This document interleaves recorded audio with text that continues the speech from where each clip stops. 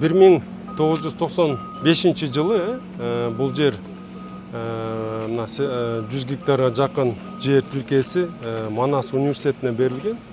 Эми баары түшүнүш үчүн мен айта турган маселе мындайда, бул эл аралык мамлекеттик университет.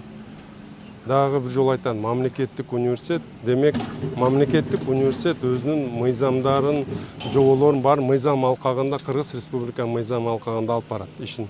Анан бизде бүгүнкү күндө эч кандай саясат жок, бул жерден саясат чыгарбаш керек. Бул эми шаардын өнүгүүсүнө багытталган иштердин бири болуп эсептелет. Мына убагында бул университет шаардын чети болгон болсо, мына азыр биякта ынтымак ордо турабы?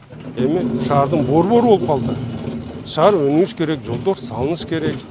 Анан мен айтайын, эми биздин мыйзамсыз иш аракет деген нерселерде далил жок да, себеп дегенде 2016 жылы ушул университеттин тапшырмасы менен заказчик катары чыгып 1000 жылкыйга анан Бакаева көчөсүн белгилешкен да.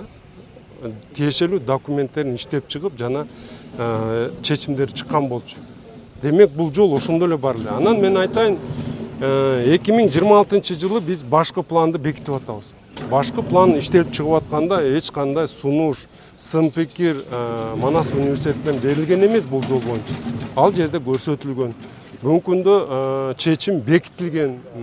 Демек биз иштерди алып барыш керекпиз бул жол боюнча. Ошондуктан мен дагы бир жолу айтайын, эч кандай саясат жок. Биз деген бүгүнкү күндө бир гана жол боюнча маселени көтөрүп атабыз, жолду курабыз деген аракетибизди ишке ашырып атабыз.